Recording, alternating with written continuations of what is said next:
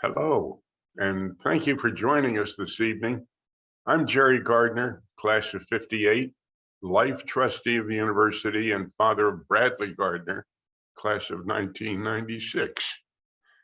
I'm delighted to be hosting all of you this evening.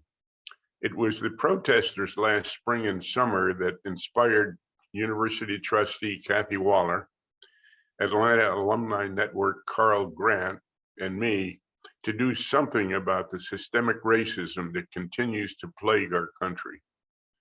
For too many years, we have given only lip service to the issues that our minority and disadvantaged communities have been dealing with for the past 400 years. We decided to reach out to our community leaders in Atlanta to learn more about the efforts that they and nonprofit organizations have been making for years. And we wanted to include our university alumni, parents, and friends living in the Atlanta area. So we have developed Challenging Racism in Atlanta, a monthly program featuring these organizational leaders, the issues they are dealing with, and the programs and projects that they have developed to deal with the impact of systemic racism on housing, education, healthcare, homelessness, poverty, and the mass incarceration of young Black men, to name a few. Tonight, I'm honored to introduce to you Doug Ammar, Executive Director of the Georgia Justice Project. Doug has been an active presence in the Georgia Justice Project since its beginning in 1986, starting as a volunteer, then joining as a staff attorney in 1990. Doug has led Georgia Justice Project as executive director since 1995. During his time as executive director, GJP has helped change 21 laws in Georgia that have worked to reduce barriers to reentry for people impacted by the criminal justice system. Under Doug's leadership, the Georgia Justice Project has continued to grow and expand its capacity to serve its clients with support from local foundations and national funders who have acknowledged their work. Originally from Charleston, West Virginia, Doug earned a bachelor's degree in history from Davidson College in '84, and then a law degree from Washington and Lee University in 1989.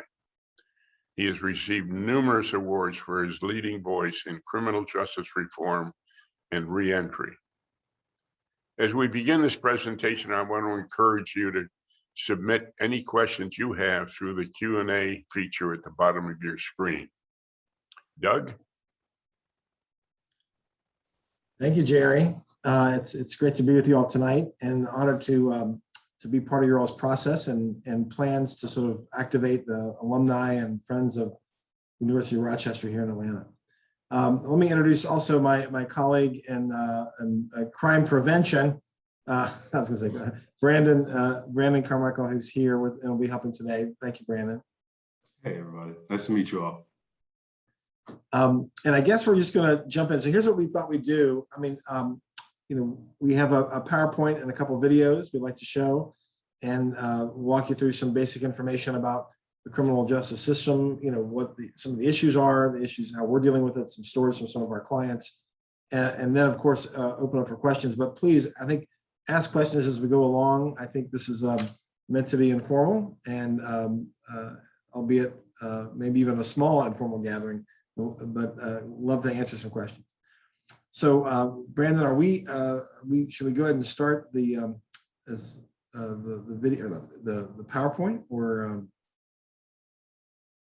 Yeah, so I figured we would start with the video and then jump into the PowerPoint. Okay, thank you, sir. That's right. All right.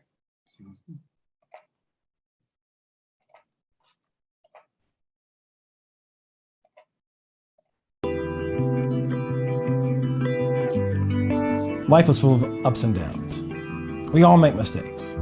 But imagine you made a mistake that follows you for the rest of your life, that stops you from achieving reasonable life goals. Unfortunately, for too many Georgians, that is reality for people who have a criminal record.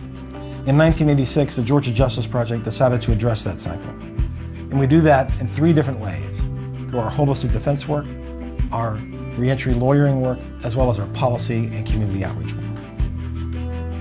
And so today, we really talk about our work as a multidisciplinary or interdisciplinary sort of work, where lawyers and social workers work together. The idea is not just to solve their legal case, but really use the leverage of the fact that we are a free lawyer to then help that client address the underlying issues that are not allowing them to accomplish their own goals in life. So if you look across the U.S., Georgia is the highest state with individuals that's under correctional control. So the various issues that our clients deal with, such as mental health, substance abuse issues, and even poverty, we have seen changes in their ability to make different decisions. They're able to possibly go out and get employment, and even just down to simple feeling like, okay, I'm empowered, I have a voice, and I am someone, is very important and vital to those that we work with. It's something that we see a lot of. One of our clients, Willie, spent many years in the prison system. With our support, we were able to keep him connected to his loved ones. GJP represented me. You know, they were fighting for my life.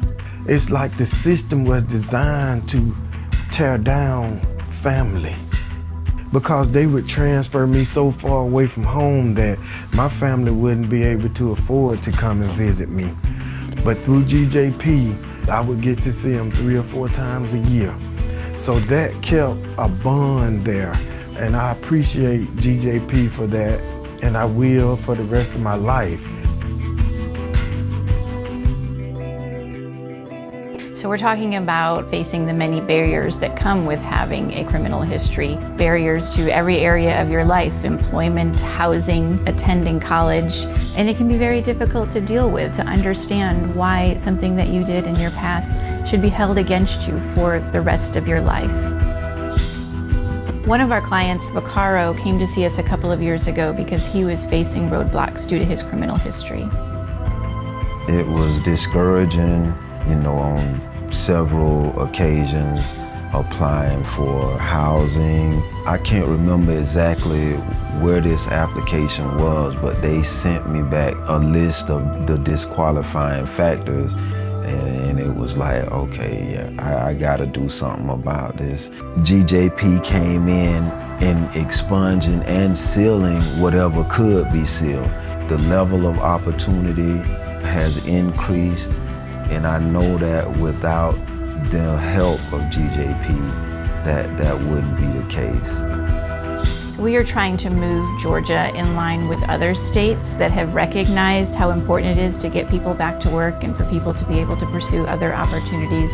If we are able to expand expungement in Georgia, it could potentially impact the lives of hundreds of thousands of Georgians who want to be able to take care of their families, because they would be able to move into a higher paying job. Most of the people that come to see us come because they are having difficulty getting a job. One example is our client, Elvina. My situation was some furniture that I had bought, and I just stopped working, I lost my job, and I wasn't able to make like the last 2 payments. And they wanted to charge me for theft by taking. But I knew that if I searched for employment, if this was on my record, that there would be, slim to no chance of me getting the job. When I got involved with Georgia Justice Project, they were able to have the case dismissed. I'm thankful for Georgia Justice Project, because without them, I would not have been able to have the confidence in applying for jobs. 2 jobs, actually. I got to choose which job I wanted to take, and I'm currently working for them now. Breaking through some of these barriers has not been simple, but it's certainly worth the effort. We've been able to affect 19 different laws in Georgia that affect 4.3 million Georgians with a criminal record. This isn't just a select few. This will affect all of us. So when we do our work, we don't just see legal cases. We see people who are looking for a second chance. With GJP, there's no doubt in my mind that I was able to get a second chance. With Georgia Justice Project, I got a second chance. And I want to say this, with GJP, I got a second chance.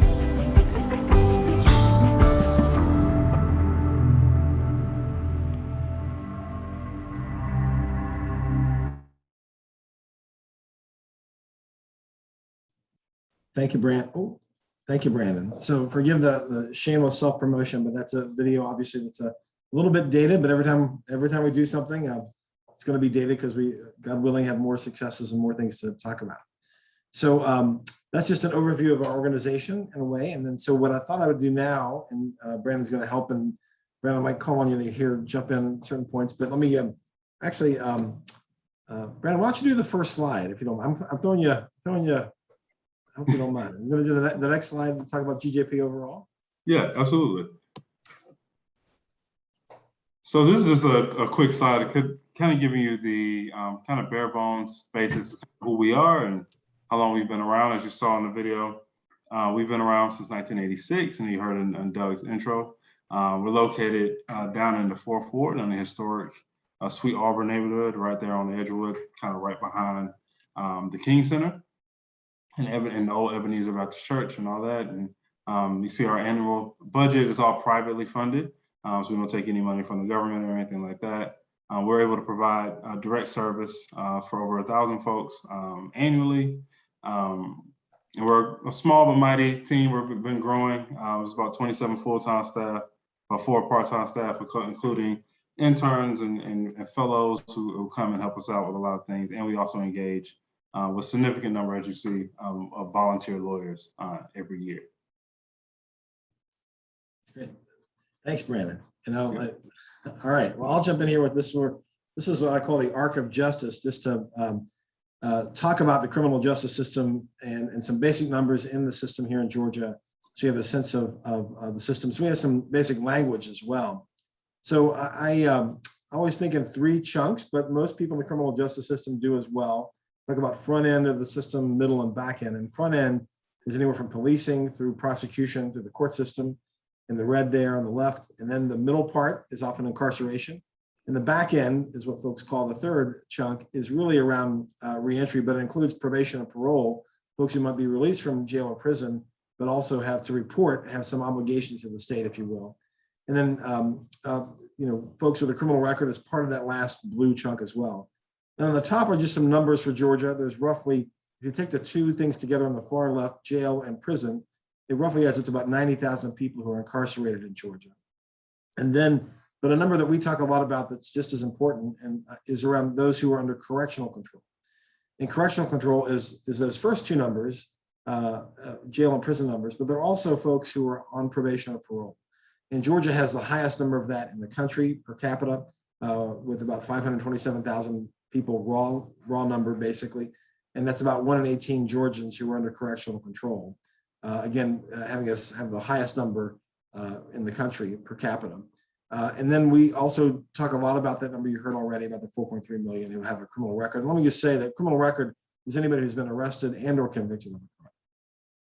So it's not just conviction. And then the next slide really talks about, well, what is it that we do at the Georgia Justice Project to intervene in that system? And we intervene at every stage of the system. The thing we've done the longest is in the red box there on the left. It's called holistic criminal defense. And like Willie, in fact, Willie was the case I worked on as a volunteer 30 years ago. So we represent people, and everything we do is free of charge, by the way, but we follow our clients. After we represent them, if they go to prison, very few do, but some do, like Willie. If they go to prison, then we visit them in prison and stay with them as they get out. So the reentry arc is all part of that holistic defense work. And you've seen we have social workers on our team to help support that from the very beginning, not just incarceration sort of support, but also while we're working on the case. There's something we do in the middle in that yellow portion. We obviously follow our clients in, so we show up in prison. In fact, here I'm in the office and 2 of our social workers just got back from prison tonight from visiting somebody. But one of the things we do that's really innovative, it's a relatively new part of our work in the last 3 years, is that we are showing up at a new prison in Georgia called the Metro Reentry Facility, which is right off Moreland Avenue.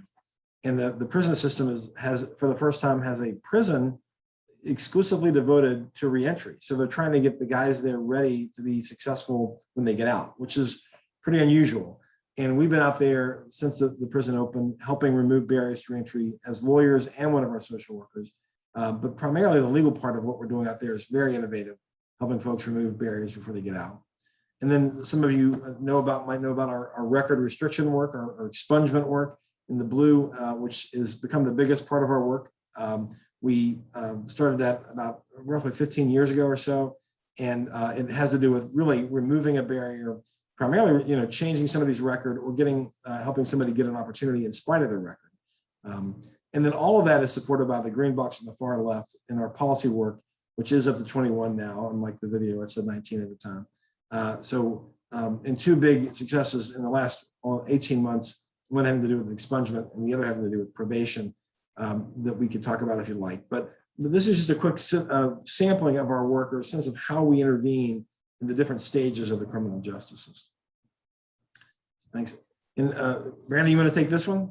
Absolutely. So this slide just kind of talks about kind of what our goals are, and kind of what our theory of change is.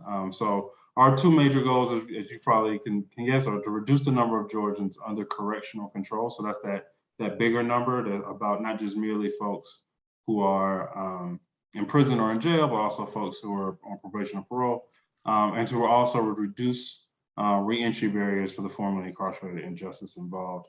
And then this wheel kind of tells you kind of the way we kind of think about doing that. So as Doug talked about, individual like representation and holistic criminal defense, and also our social services work. We try to think about it systemically, because it doesn't do much help to just kind of do it, case by case. When we have a bigger, larger system that kind of needs to change, we want to always try to apply that framework to it. And then we do it through things like this, right? Through community outreach, through reaching out to partners and leaders in the community who can help get the word out about what we do, but also help get the word out about the changes that need to be made to the system as a whole. And I did see that there was a question in the Q&A. I might have answered. Doug, you already ordered it. You already answered it. Okay, cool. All right. Yeah. And I can say, well, we can talk a little more about that if you like, whoever asked that question. So. Yeah. So now we want to share, hear the voice from one of our other, a client of ours from the past. His name is Bonner. And I think he has a great story about how GJPs work and kind of the way that the criminal justice system works. Kind of gives you kind of the whole breadth and depth of the entire process, from pre-conviction arrest all the way into what it means to have a criminal record. So we just think his story is really illustrative of kind of all the things that we've shown you specifically in the arcs. So we'll show that video now.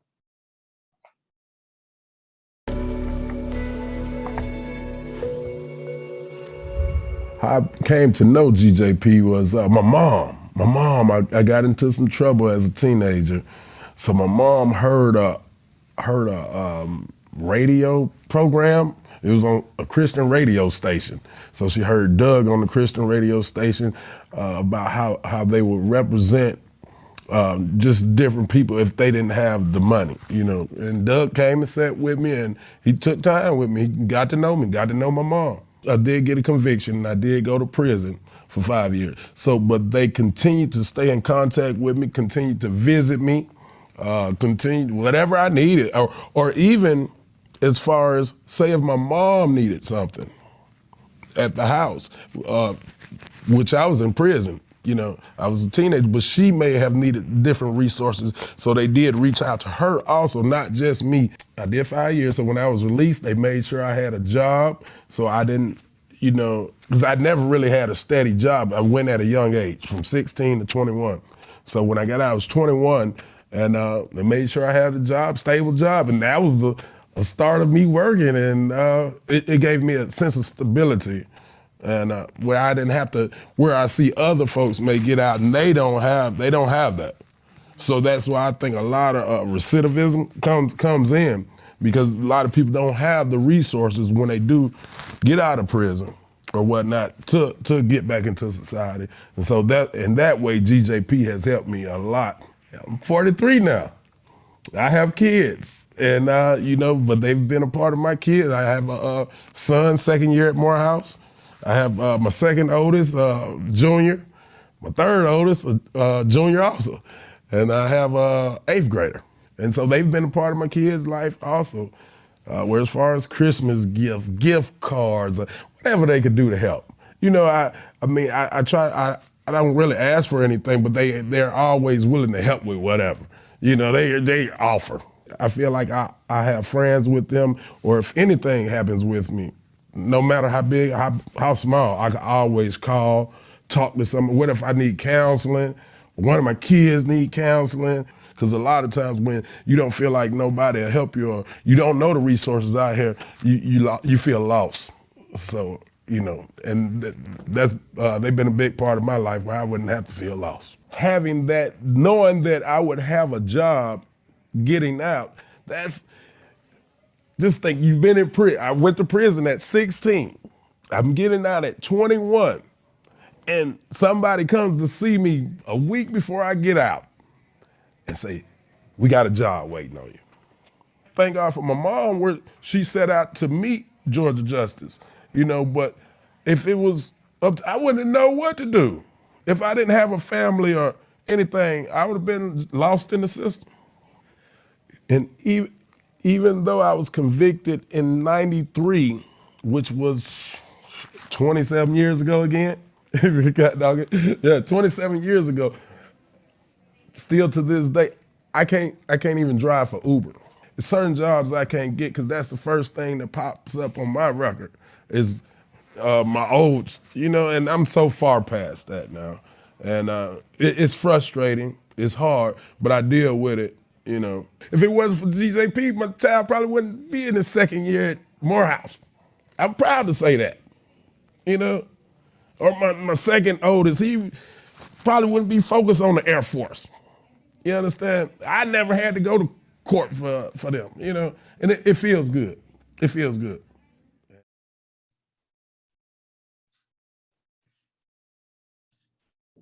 Thank you, Brandon. So, you know, Bonner's been a big part of our community in so many ways, and I appreciate him sharing this story. So we're gonna maybe pick it up the pace here a little bit and kind of get you some more numbers and kind of hit you just to drive home a couple of key things. And one of the things I want to talk about is the difference between jail, incarceration, correctional control, and sort of the impact of reentry of criminal records. So you already saw some of these numbers, like in Georgia, we have about 90,000 people in jail and prison. And the next slide is going to talk about you know, that number per 100,000. Most people in criminal justice world, criminologists talk about per 100,000. Georgia, you know, we have 970 people per 100,000 incarcerated. America's right at 700, and this gives you a sense of what that compares to the rest of the country. Not the rest of the country, but the rest other NATO countries, Western countries. But it gets worse, unfortunately. If you go to the next slide, it talks about the disparity around race of folks who are in custody in Georgia, and particularly in prison. I think this is jails and prisons. And you can see that this slide talks about that we almost have a direct in proportional relationship between the proportion of the population with regard to white and black in Georgia versus those who are in prison. So it's almost exactly flipped, and which is part of the disparity. One of the many disparities in the criminal justice system is that how it impacts folks of color, particularly African Americans. And this slide, just in Georgia, just for the incarceration number, gives you that sense of this issue.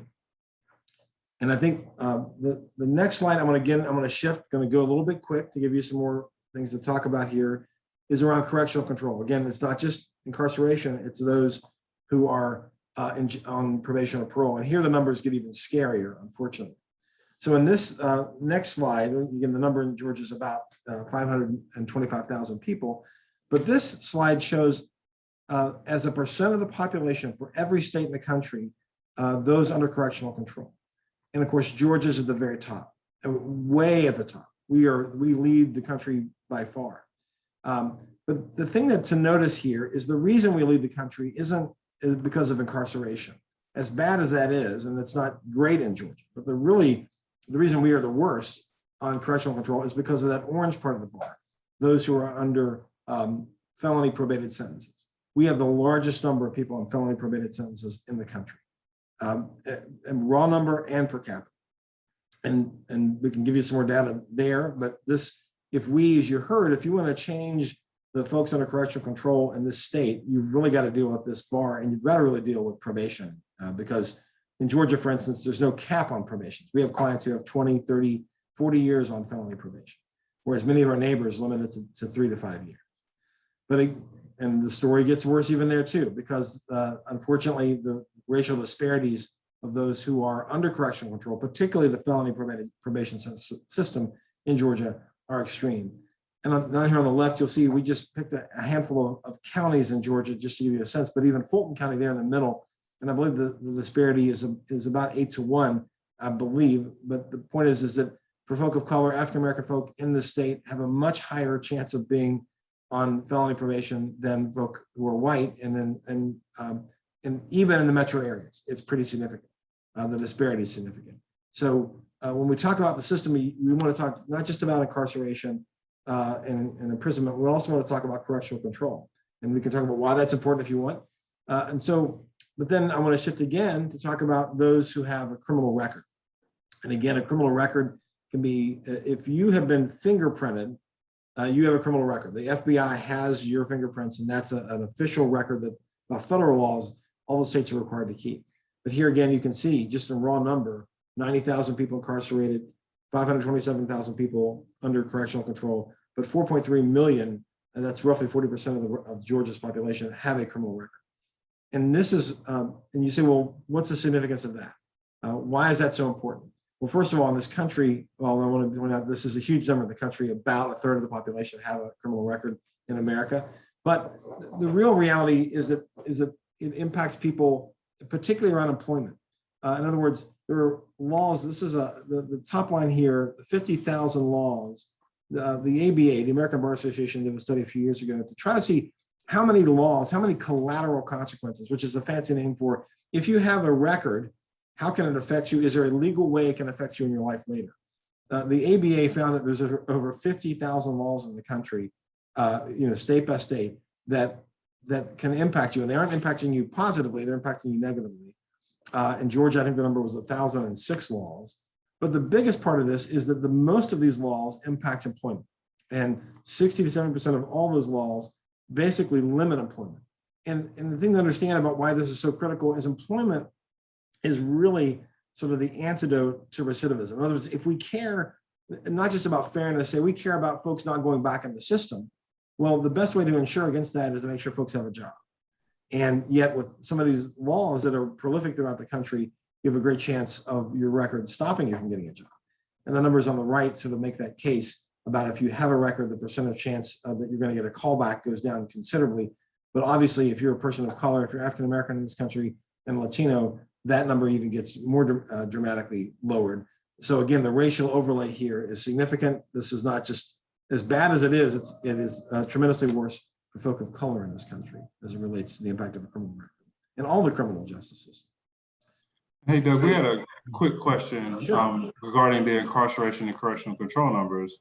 So are those numbers, so the incarceration numbers and the correctional control numbers, what are the numbers specifically, I think the question was, for women and girls?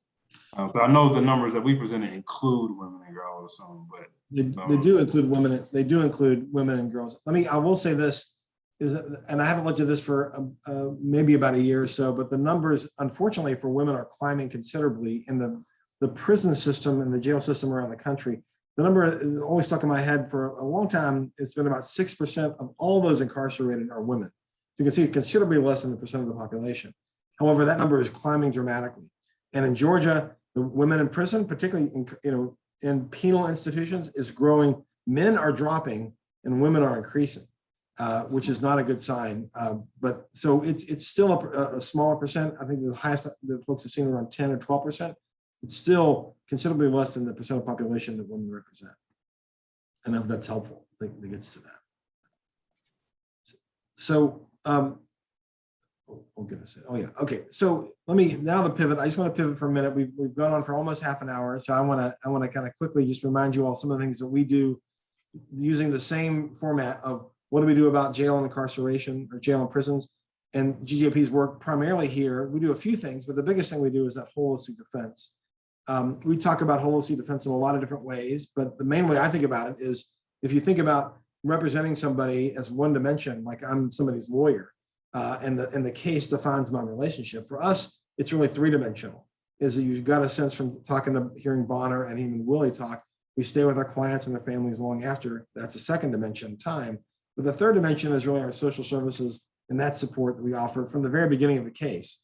Again, only about roughly 4 to 8% at most, 6% probably on average of our clients get jail time as a result of the case.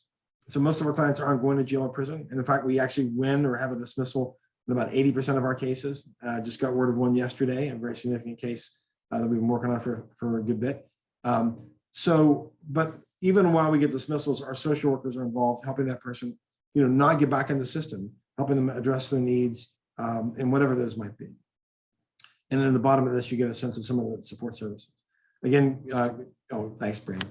I know I'm trying to go a little fast so we can get to some questions, but correctional control, you say, what are we doing about that? What is our intervention there? And here we do a few things in that regard. And probably the biggest thing we've done lately is around policy, and particularly getting a bill passed that just went into effect in May of this year, as we just refer to it as SB 105. But you remember that big orange bar that we showed you earlier? That orange bar, like I said, we've got to limit that bar. We've got to find a way to get people off probation, felony probation, because that's why we have this dramatic number, and it impacts people lots of ways. So we were very elated to have the success this year with this bill that basically allows people to get off felony probation within 3 years if they've met a number of criteria, but they're really simple criteria. They haven't gotten back in trouble. They haven't been revoked on their probation for 2 years, and they paid all the restitution. And based on our working with the state on this, we knew that the raw data on that with those qualities in mind, those criteria, 48,000 people, roughly 50,000 people met those criteria of the roughly 200,000 people who were on felony probation in Georgia. And so what we already started to see with some of our clients and others, we just had a listening session, I think today, actually, another thing we did today. There's so much going on, I can't keep up. But we know that people are getting off probation, that basically it's happening, and it's not totally automated, but it doesn't require the client to do anything. It requires the state to sort of, if those 3 criteria have met, then they submit the paperwork to the judge, and the judge either signs it or has a hearing about whether they should sign it. We've done some of those hearings for some of our clients and others when there's been some resistance or questions from the court or the prosecutor, and I don't think we've lost any yet. So there is movement, and we're very excited about it, but this is just one big chance to sort of move that orange bar back down and get it, get it in line with the rest of the country. And I would say this to our work out at Metro Reentry Facilities. I mentioned, I always say it's kind of weird for a defense person to get excited about a prison, but I've never seen a prison that's been operating with the lens of helping folks when they get out or making sure they stay out. And the whole prison is dedicated to that. And we're very excited about the work out there. And particularly, we focused on a few things that have been barriers to reentry. Driver's license is one, suspended driver's license, which is, we found out and still find out, I looked at the data just the other day, half the population in this one prison, about 350 guys, half of them have a suspended driver's license for debt. And often, and that usually also includes missing traffic court. Some of our clients out there, some of the guys we're representing, have missed traffic court and had their license suspended because they were incarcerated in prison. And don't get me into, I can talk a lot about this, and we actually believe we're going to try to have some movement on this legislatively. But the other thing we found is 30% of the folks out there at a minimum, could be as high as almost 40, but 30% of the folks have a hold on them. What that means is that when these folks went through the criminal justice system and ended up in prison, and before they ended up in prison, the system did not resolve all of their cases. And so by the time they're ready to get out, and here the state's investing in their success when they get out, these guys have to go back to a jail, back to answer for something that wasn't resolved, and often get more jail time, more prison time because of a violation that could have been dealt with the time they went to prison the first time. So it's an amazing amount of people. We're finding that, again, a systemic solution exists that could have addressed that. And then let me just, obviously we spent a lot of time talking about criminal records, but I've given you that number a few times, 4.3 million. There's a lot going on with that. It's probably, again, the biggest thing we do. Brandon, you want to talk about this a little bit so I don't do all the talking? Yeah, absolutely. And so, as Doug said, this is the biggest block of our work. Obviously, that makes sense considering the sheer number of people who are having to wrestle with having a criminal record. So we do a lot of different things. So we have our monthly First Friday presentations. We get local leaders and then folks who are justice involved, so who have a criminal record on a big call. We used to be able to do this in person pre-COVID, but we made some adjustments to be able to do those online and give people the information they need. So it's just a huge informational session that we get in contact with a lot of people for. Obviously, we engage a lot of volunteer lawyers. So most of our volunteer lawyers that we work with help us with record restriction for our clients. And then our biggest kind of newest, and we have huge kind of expungement summit events. So we had an expungement summit where we were able to get some buy-in from I believe it was the Fulton County Solicitor, right? Was that right, Doug? The DA's office recently. We've done both. Yeah. The DA was recently. Yeah, for Fulton County and a couple other jurisdictions to just get together and have opportunity for folks to come and have us to work to get their record restricted kind of right there on the spot and kind of make it easier. But our biggest, newest, most shiny project is the Cobb County Second Chance Desk. We were able to engage with the Cobb County District Attorney's Office and the Solicitor's Office and the Judicial Court and kind of get all the stakeholders in one place to help us set up a second chance desk in the Cobb County Courthouse. So this is a very great opportunity for folks who are already at the courthouse kind of working on stuff to be able to just kind of streamline the entire process of helping people kind of get certain qualified offenses and violations kind of restricted on their record to help them be able to get better housing opportunities and better employment opportunities. So that, and we're seeking to do that, not just in Cobb County, but in as many places as we can, given, capacity and what's available. But we're super excited about the Cobb County desk. It's been really great to get that going. And we started that just over the summer this year.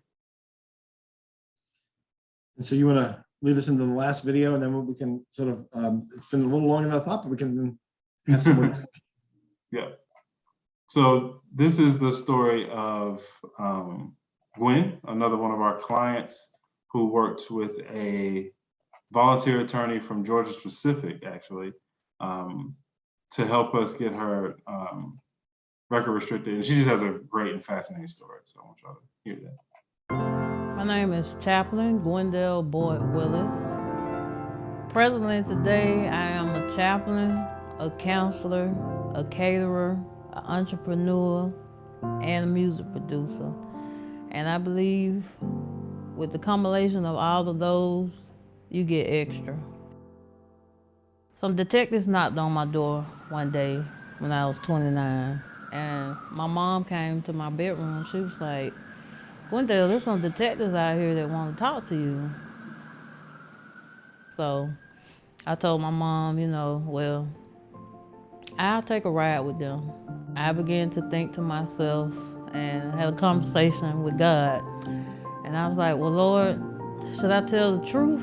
They took me upstairs, and before the detective could even ask me, did I commit the crime, I just said I did it. I turned myself in. I had to go serve my time. That was a very rough time for me because it was like a jungle. When I got out, I applied for different jobs, but I couldn't get a job because of my background.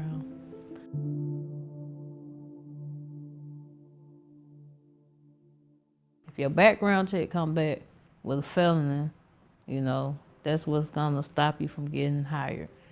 I went back to school for my master's in religious studies. I graduated from there in 2016. I still couldn't find a job. I tried to get my record expunged twice and was denied. I got all these degrees. I done tried to change my life. Well, not tried, I did. And still, 15 years later, a crime I committed in 2005, I'm still suffering from. The detriment, the hardship, the brokenness, the countless tears, and All of that. There's prejudice from the criminal justice system.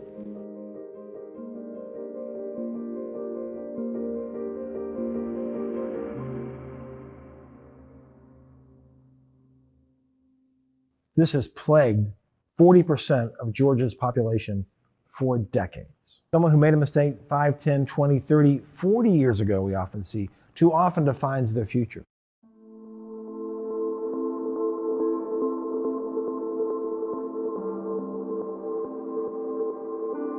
The passage of SB 288 for the first time in Georgia's history creates a path for those with a conviction to ask a judge for them not to show up on their criminal histories forever.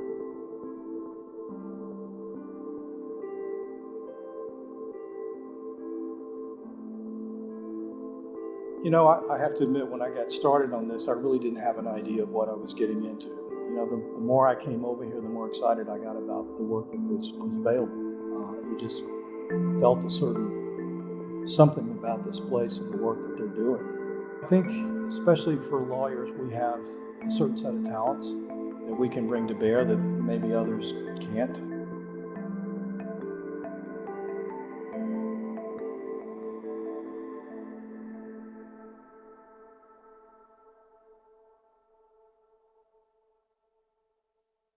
It was going to take a lawyer and the backing of the Georgia Justice Project to get my record pardoned and expunged. She's an amazing person, just an incredible story. So, you know, I enjoyed meeting with her, and we just seemed to click. I mean, I just looked at her holistically, and I thought, she made a mistake, she owned up to it. You know, then she went out and got college degrees, and she was doing everything she could to get into a chosen field. To finally get the chance to have an attorney represent me was just amazing. Game changer is such a cliche, but I think it was a game changer for Gwen. I broke down crying. I think I cried for about 20, 30 minutes, you know. It's like a weight was just lifted off of me. I'm still in awe because it don't took 15 years. I mean, like, I had to exhale, inhale on that one, but. The second chance means, you know, you're forgiven, you can go forward, and you can try again. That's what it's all about. So there's lots of reasons folks should volunteer in this work. One is obviously there's a big need of folks. But two is the way you as a person can make a difference incredibly quickly in the life of someone who otherwise wouldn't get it. When you work with somebody who needs help, and you can give them that help, I mean, that's just a tremendous feeling. It just changes everything. Provide help, provide hope, and provide a future.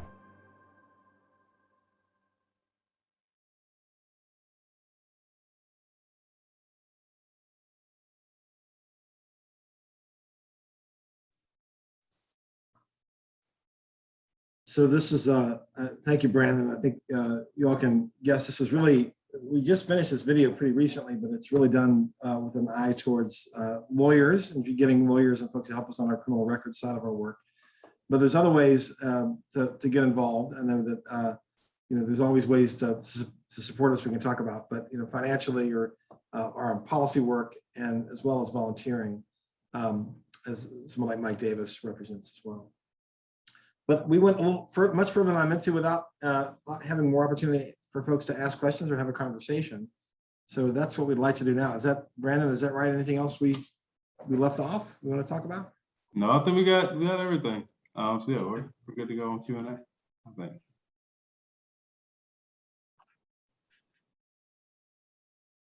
Hello. Hello, Jerry. Well, I want to thank you both, Brandon and Doug. An amazing presentation. We hear a lot about the problems with the criminal justice system regarding people who are wrongly convicted, where both prosecutors and judges contrive to get this black dude in the prison. But I'm just amazed at the number of people who are continuing to serve a prison-like sentence when they can't re-enter. I mean, when they're still under correctional control, they can't get records expunged. I mean, I've heard many stories of people who have come out of the criminal justice system and have really made names for themselves. And that's what you guys are doing. And I'm sure I join the millions of people who appreciate all that you and your colleagues have been doing to continue to represent and support individuals in the criminal justice system and reduce barriers to entry, giving them a second chance. There are some questions that we have here for you, Brendan and Doug. You talk about policy. The Georgia State Legislature will be back in session January 10. What is your policy agenda for the upcoming legislative session? Sure, we have really three priorities, and the first, well, I should say, since we'll talk about expungement, is we want to continue to expand expungement, particularly for those with a felony.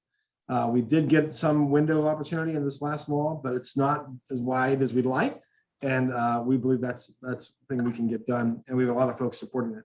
The second thing is really around driver's license suspensions. Again, that issue we really run into at this new prison for the last 3.5 years for guys, for folks.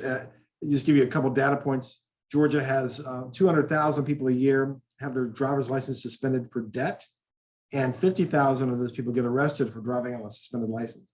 And on this front, we have the support of both the Georgia Chamber of Commerce and the Metro Chamber of Commerce, because many folks realize from the business side, it's a barrier to employment for businesses. And so we're really glad to be working with them and others, but I just want to give you that. And the third is really around occupational licensing. Those with a criminal record. If you can't get a job, sometimes what people do, I'll go get trained to be my own boss, basically, or work inside another industry, or an industry where they'll pay me as a welder or some kind of pharmacy tech. We were talking about this today for various things. I can give you a number of examples.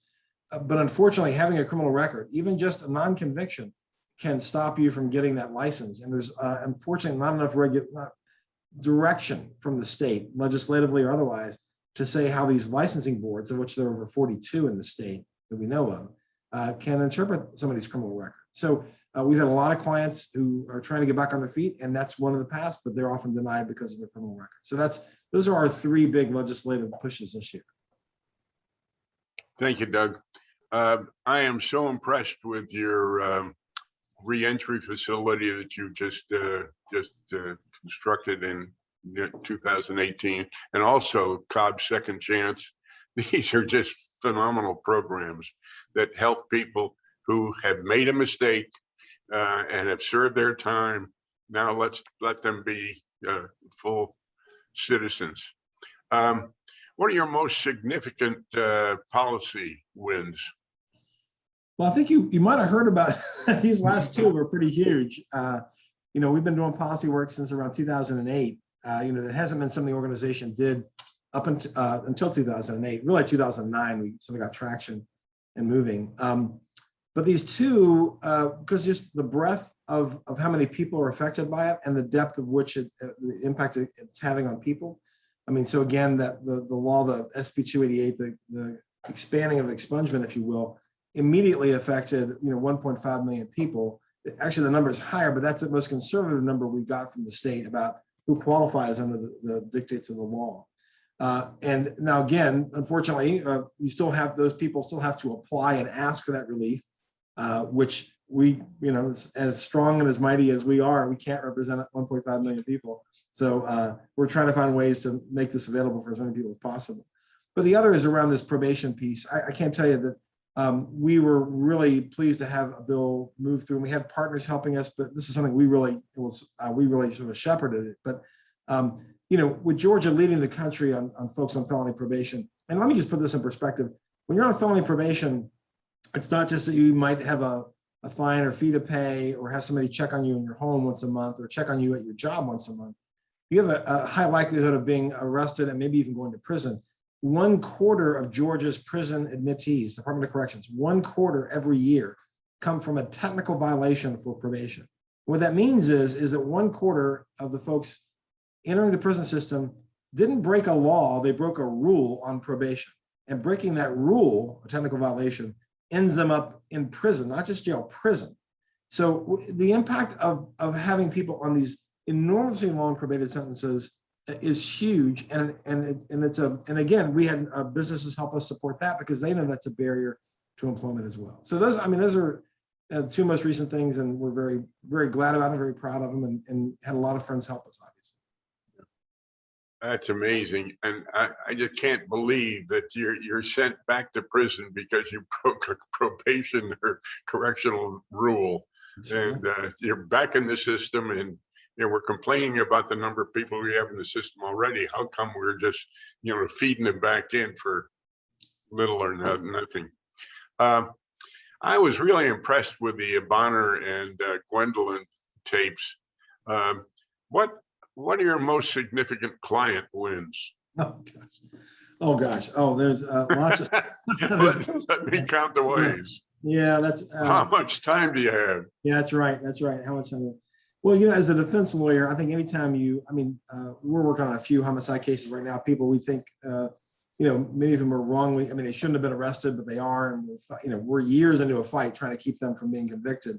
So anytime I think you keep somebody from looking at a mandatory life sentence, it's going to spend, 30, 40, 50 years in prison, and you keep them from that, and obviously appropriately, those are the most significant wins. And I've had a few. One of my first early ones, but he was 25 years ago, and actually we won. He was a young guy. He was 15 years old when the case went down, maybe 16, and he was just in the office a few weeks ago.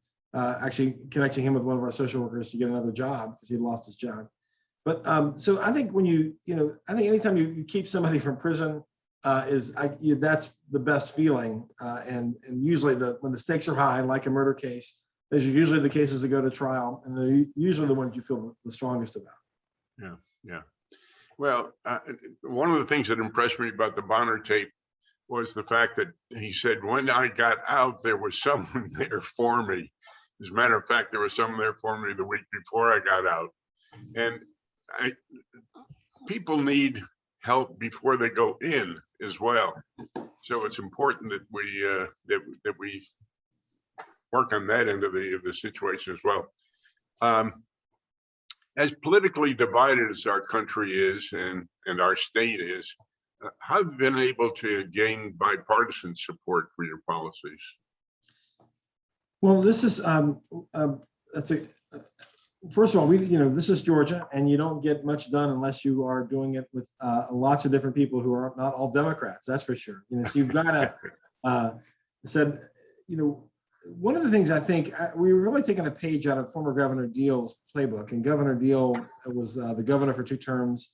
Really pushed probably the most extensive criminal justice reform the state had seen for a generation.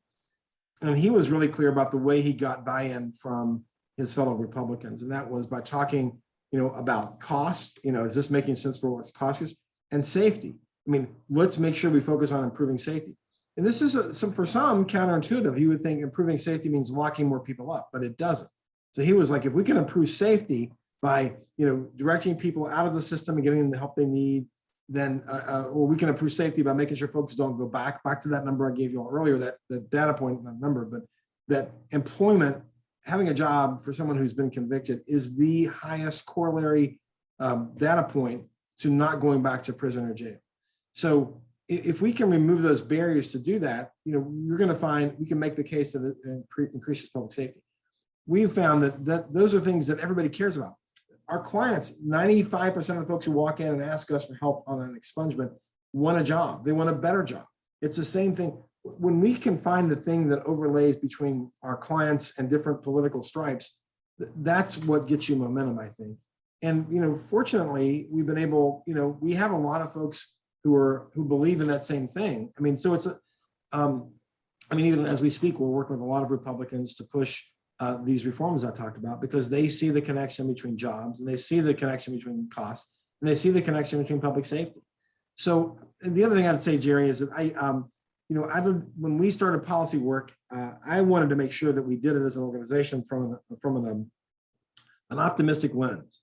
And by that, I mean that we wanted to focus on creating something that, that we were trying to create something, not just fight against something. And I think that there's a lot of room to make change when you are clear, when you can get people to buy into something you're trying to create, as opposed to something you're trying to fight. And so that's one of the reasons I think we're able to get such momentum on things we're working on, because I mean, I just don't want to spend our energy fighting against something. I'd rather create something that moves the ball. So if that makes sense. Well, Doug, thank you. And Brandon, again, for your sharing with us your critical and important work that your colleagues are doing at the Georgia Justice Project. Do you have any other final thoughts you would like to share with us before we close this evening's program? Well, I've done most of the talking. Brandon, thanks. What about you? What have we not said you'd like to make sure they hear about? Nothing in particular. Just if you're interested and want to learn more about what we do or interested in getting involved, please don't hesitate to reach out to me. I'm Brandon at gjp.org. You can email me and let me know if you're interested in volunteering or in any way, shape, or form. We can always use more help. We're always interested in building more community connections. So yeah, but thank y'all. We really appreciate the opportunity to speak. Well, one of your jobs is building communications and creating partnerships. And I'm certainly hopeful that some of our alumni will get involved with that. I want to thank you both again, Brandon, Doug, for taking time to meet with us this evening. And very best wishes to you and your colleagues for continued success in your important work at the Georgia Justice Project. And I want to thank all of you out there for joining us. We hope you enjoyed the program. We'd also like to invite you to join our next Challenging Racism in Atlanta presentation on Wednesday, December 8th from 7 to 8 p.m. Our speaker will be Jill Savitt, President and CEO of the National Center for Civil and Human Rights, a museum and cultural institution that connects U.S. civil rights movement to human rights challenges today. We'll send you additional information before that presentation. Again, good night and stay healthy.